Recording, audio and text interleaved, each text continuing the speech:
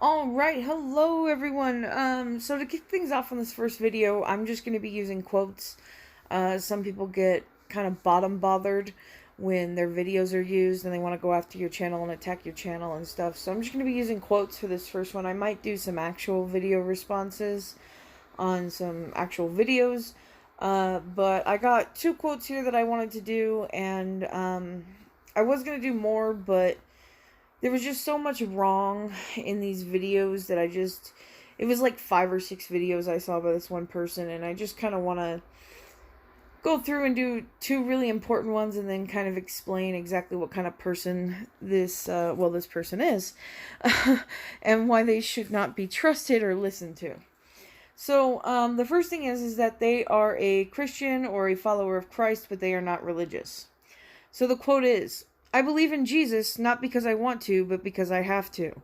I believe Christianity is a religion and that a true follower of Christ could use the term Christian but doesn't have to follow the religion. I have a real hard time believing Christ wanted his followers to be religious because he told the Pharisees off." Okay. So if you guys don't know, the Pharisees are actually pretty liberal, progressive thinkers, and Jesus did spend a fair amount of time with them. So the Pharisees believe that the law of God is twofold. It is the written Torah and the oral traditions, like the teaching of the prophets, as well as those of the Jewish people. They, like I said, they were progressive, and they believed that laws can change and that you must interpret the Torah with the spirit of the law, not necessarily the letter of the law, because times change, and your religion needs to adapt. So the Pharisees are also the ones that developed the synagogues. They believed that in the power of prayer, and that you should be able to become closer to God by studying the Word of God, the law of God, and not necessarily performing the blood sacrifices in the Temple of Jerusalem. They believed that God could be worshipped outside of Jerusalem. That's why they established the synagogues. They were places of worship outside of Jerusalem that were connected to God. So while some of the writings of the Bible do record hostilities between a few of the Pharisees and Jesus, there's also many references to Pharisees who believed in him, including Nicodemus, who said it is known that Jesus is a teacher sent from God, Joseph of Arimathea, who was his disciple, an unknown number of those of the party of Pharisees who believed, and the Apostle Paul, who warned the Sanhedrin that opposing disciples of Jesus could prove to be tantamount to opposing God, even becoming an apostle of Jesus Christ eventually. See, I don't really think that Jesus was opposed to religion. I think he was opposed to politics associated with religion. See, Jesus is a Jew. He went to services in the synagogue. He observed Jewish holidays. He didn't come to abolish the laws of the prophets, but to fulfill them. Matthew 5:17. He founded the church. Matthew 16:18. He established church discipline. Matthew 18:15 through 20. He instituted a ritual meal. Matthew 26:26 through 28. He told his disciples to baptize people and teach others to obey everything he commanded. Matthew 28:19 through 20. He insisted that people believe in him and believe certain things about him. John 3:16 through 18, 8 through 24. If religion is characterized by doctrine, commands, ritual, and structure, then Jesus is not your go-to for hating religion. If anything, he established another one. And that's why I personally find the idea of Jesus not being associated with religion ridiculous. Even if you examine the text, you can see that Jesus is constantly with religious groups. Matthew 9 through 13, Matthew 12, 1 through 14, Luke 7, chapter 7, 36 through 50, chapter 11, 37 through 54, chapter 14, 1 through 24. Jesus didn't shun religion or the religious. In fact, when he's asked in Matthew 19:17 through 21, what are the requirements? What should I do to be required to be saved? Jesus says, don't murder, don't commit adultery, don't steal, don't lie, honor your mother and father. And the guy he's talking to says, well, I've done all these things. And he says, okay, sell your possessions, give the money to the poor, and follow me. Those were the only requirements to really be a Christian. If you want to really break down what Jesus was teaching, supposedly. That was it, again, but that is the core element centralized around religious meals, religious baptisms, so those are rituals that are done by Christians. So the idea of Jesus not liking religion, kind of ridiculous if you ask me.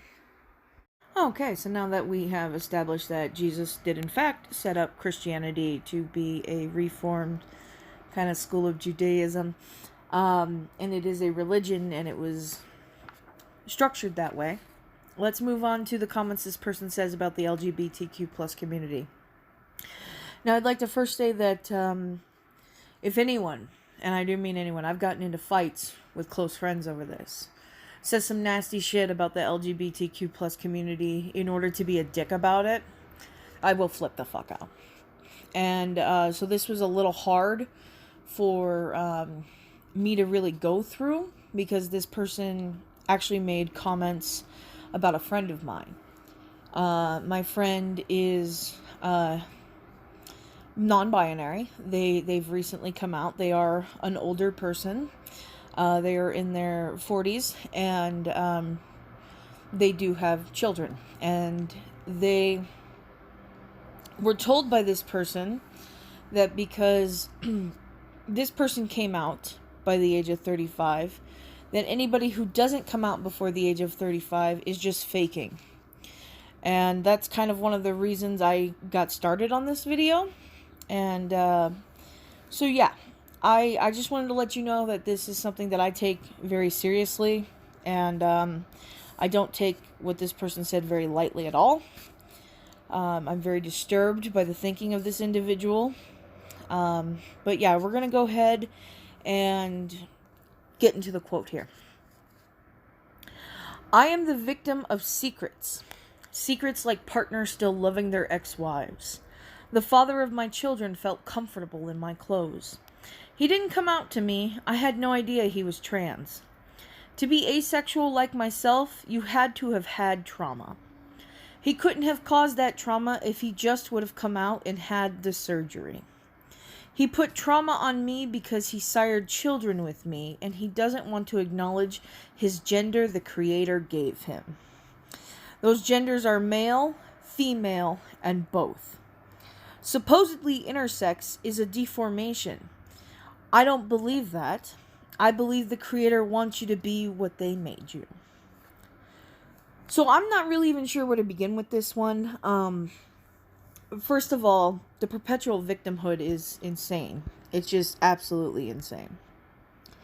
But I've got a friend right now who is, this is a different friend, who's in their 40s. They've recently come out as non-binary, but they've been trans most of their life. They have a preference for he, him pronouns. They want to commit suicide because their family refuses to acknowledge their gender preference, and they're literally holding on to take care of their animal, and then they want to end their lives. They don't see the point in going on if they can't be who they want to be and be accepted by their family for being that person. This is the kind of stigma that real members of the LGBT community have gone through.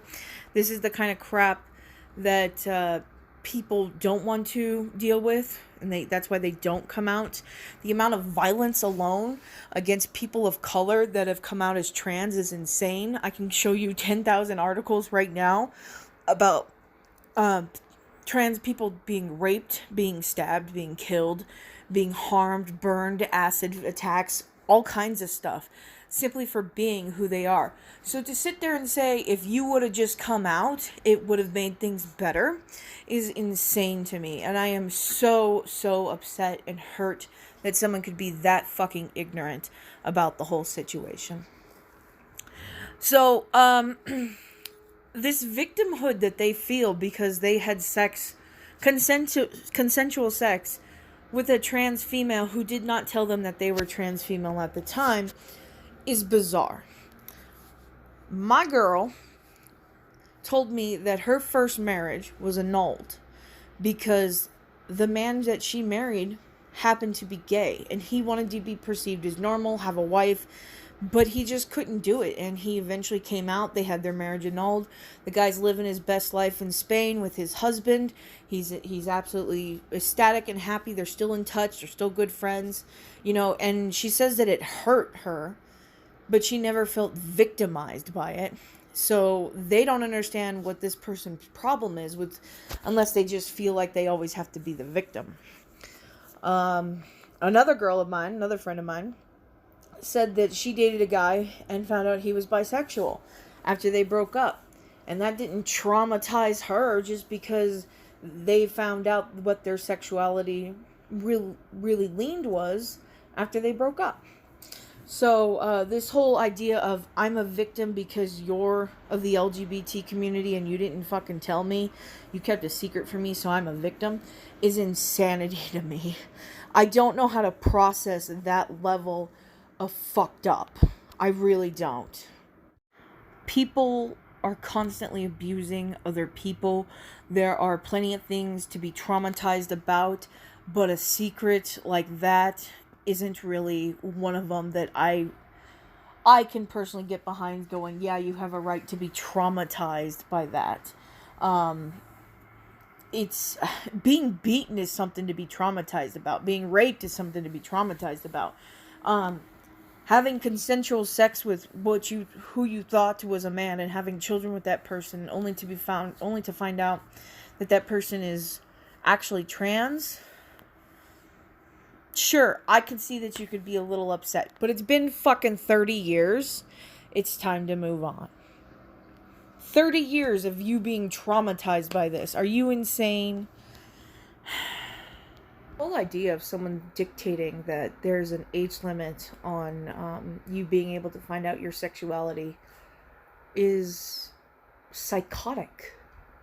Caitlyn Jenner, not really a trans person. Yeah, they had the surgery. Yeah, they live their life as a woman. Yeah, they want to go by Kate and be treated as a woman and identify as a woman. But they're not really trans because they didn't come out before the age of 35. They came out in their 60s.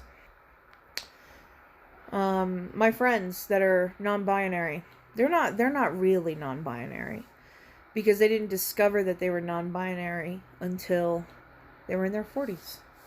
You know, that's not really how it works. These people have always been trans, non-binary, whatever. They just didn't have the words and tools and language in order to express themselves and tell others how they feel. We have those words now, so we use them. Putting an age limit, I mean, like, I just don't understand that at all. Learning about yourself should never stop at a certain age. You should always be learning about yourself, always growing, always advancing. But this is the kind of, backwards, religious, stupid shit that people believe, and it's hindering us as a society. So that's the whole point of this channel, is just kind of talk about the crap that people believe and, the dangers of it. So, I guess that's it for this video. Talk to you next time, guys. Bye-bye.